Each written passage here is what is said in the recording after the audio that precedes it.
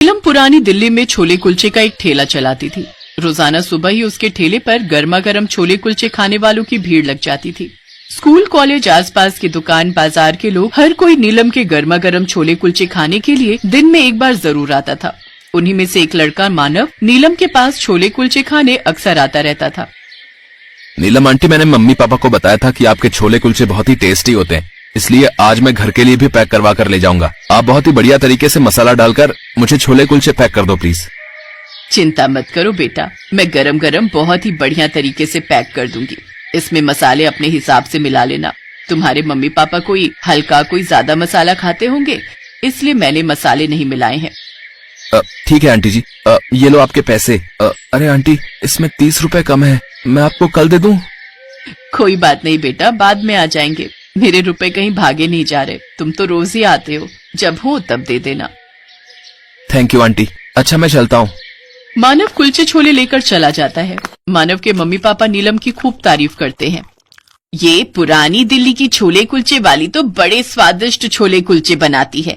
बहुत ही साफ सुथरे, अच्छे से मसाले, मक्खन सब डाला हुआ, बहुत बढ़िया कुलचे भी। देखो कितने मुलायम है। हाँ मानव की मम्मी, ये बहुत ही स्वादिष्ट बने हुए हैं। मानव बेटा, मैं सोच रहा हूँ तुम्हारा जन्मदिन आने वाला है, क्यों ना हम एक स्टॉल नीलम का भी तुम्हारे जन्मदिन की पार्टी में रखवा लें। उसकी भी थोड़ी कमाई हो जाएगी और बर्थडे पर मेहमानों के बीच तारीफ भी रहेगी कि हमने पुरानी दिल्ली के छोले कुलचे का ठेला लगवाया है। ठीक है पापा, मैं कल ही नीलम आंटी से इस बारे में बात कर लेता हूँ, फिर वो आपसे मिल लेंगी। आप उन्हें अपने हिसाब से समझा देना। अगले दिन मानव स्कूल से अपने दोस्त के साथ नीलम के पास यही बात कहने जा रहा था, पर जैसे ही वो नीलम के ठेले के पास पहुंचा, अचानक एक गाड़ी वहां आकर रुकी। उसमें से दो बदमाश बाहर निकले और मानव को पकड़कर गाड़ी में बिठाने लगे। मानव का दोस्त वहीं दीवार के पीछे छुप जाता है।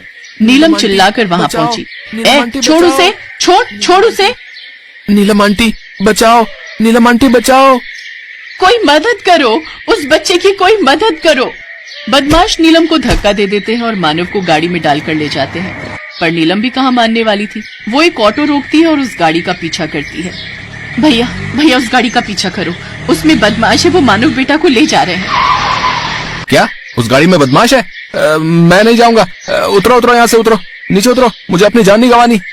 अरे तुम में इंसानियत जिंदा भी है या नहीं? अच्छा ठीक है, आगे मत जाना, मुझे पीछे उतार देना। अभी तो चलो, पता नहीं वो गाड़ी वो नहीं, बस थोड़ा दूर चला लो, बस थोड़ा दूर और चला लो। कोई बात नहीं, पर मुझे उनका पीछा करना है। ऑटो वाला कुछ दूर तक तो नीलम के साथ गया, पर जैसी गाड़ी एक सुनसान खंडहर के बाहर रुकी, ऑटो वाला नीलम को वहां छोड़कर भाग गया। अब क्या करूं? ऑटो वाला भी चला गया, गाड़ी तो वहां खड़ी है, इसका मतलब मानव को वो बदमाश खंडहर के अंदर ले गए हैं। मैं किसे मदद के लिए बुलाऊं? मेरे पास तो मानव के माता पिता का नंबर भी नहीं है। एक काम करती हूँ, बंटी के पापा को फोन मिलाती हूँ, वो किसी तरह मानव के मम्मी पापा का घर पता कर सकते हैं। नीलम अपने पति के मोबाइल पर फोन मिलाती है और सारी बात बताती है। अरे नीलम, तुमने एक बच्चे के लिए अपनी जान खतरे में डाल दी है, हैं? न जाने तुम कहाँ हो। मैं मानव नाम के उस लड़के के माता पिता को कहाँ ढूंढूंगा, बताओ। अच्छा ठीक है, मैं तुम्हारे ठेले के आसपास जाता हूँ, वहाँ शायद कुछ पता चल जाए। नीलम अपना ठेला ऐसे ही छोड़ आई थी। उसका पति एक पैर से अपाहिज था, इसीलिए नीलम ही घर की देखभाल करती थी और छोले कुलचे का ठेला भी लगाती थी। उसका पति बड़ी मुश्किल से पैदल चलकर उसके ठेले तक पहुंचता है। तभी एक दुकानदार मानव के घर के बारे में बता देता है। वो लड़का, हाँ, उसे हम अच्छे से जानते हैं। उसके पापा कभी कभी हमारी दुकान से मिठाई खरीद कर ले जाते हैं। बीच में उनकी बहन की शादी थी तो हमारे से ऑर्डर पर उन्होंने मिठाई बनवाई थी। मेरे पास उनका नंबर जरूर होना चाहिए। बेचारों का बच्चा मुसीबत में है, भाई किसी की सहायता हो जाएगी।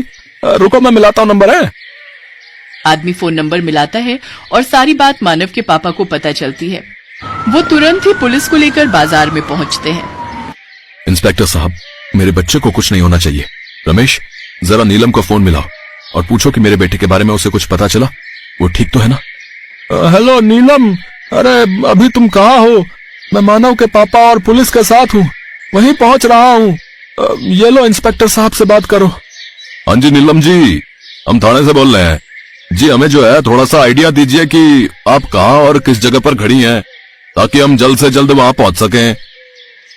इंस्पेक्टर साहब, इस जगह एक पुरानी सी कोठी है, पीले रंग की दीवारें हैं उसकी। गोलाकार कोठी है, ठीक है, जिसमें बांस की खिड़कियां लगी हुई हैं। हाँ, वहाँ एक खंडहर है। बदमाशों ने मानव को अंदर रस्सियों से बांध रखा है।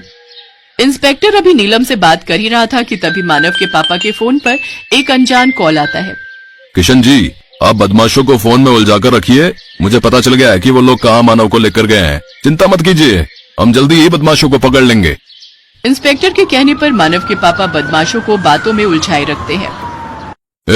तेरा बाप आ रहा है, समझा? पूरे 50 लाख रुपए मांगे हैं हमने तेरे बाप से। अंकल मुझे छोड़ दो, मुझे जाने दो। हे भगवान, मानव बेटे की रक्षा करो। तभी पुलिस और मानव के पापा रमेश के साथ वहां पहुंच जाते हैं। पुलिस खंडहर को चारों ओर से घेर लेती है और बदमाश पकड़े जाते हैं। मानव सेफ था। पापा, आप यहाँ कैसे आए? ये बदमाश मुझे यहाँ पकड़ कर ले आए थे। रेवलदार, रे पकड़ लो इन सब बदमाशों को। नीलम आंटी, आप? मानव बेटा, नीलम की वजह से ही आज तुम्हारी जान बची है। नीलम ने ही रमेश को फोन करके हमारे तक बात पहुंचाई। नीलम, तुमने जो आज हमारे बेटे के लिए किया है उसका एहसान मैं कैसे चुकाऊं? साहब, मानव बेटा को मैं कुछ कैसे होने दे सकती थी? ये बहुत प्यारा बच्चा है, मेरी बहुत इज्जत करता है। मानव ठीक है, मुझे इस बात की बहुत खुशी है। Thank you aunty, thank you so much. Police बदमाशों को पकड़ कर ले जाती है। नीलम और रमेश भी मानव के पापा के साथ उनके घर पहुंचते हैं। नीलम, रमेश, तुम दोनों ने जो मेरे बच्चे के लिए किया है उसके बाद मैं तुम्हारी बहुत शुक्रगुजार हूँ। मेरे घर का चिराग, मेरा बच्चा सही सलामत घर आ गया। शकुंतला, इन लोगों के लिए कुछ खाने पीने का इंतजाम करो। बेचारे सुबह से भूखे प्यासे हमारे बच्चे के लिए इधर उधर भाग रहे हैं। मानव के माता पिता बहुत खुश थे कि उनका बच्चा सही सलामत घर आ गया। इसके बाद नीलम और रमेश घर आ जाते हैं। कुछ दिन बाद मानव का जन्मदिन था।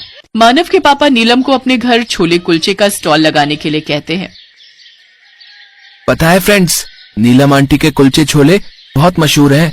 पापा ने बोला है पुरानी दिल्ली में अब नीलम आंटी के छोले कुलचे की खुद की दुकान होगी। पता है नीलम आंटी, पापा ने मुझे कल ही बता दिया था।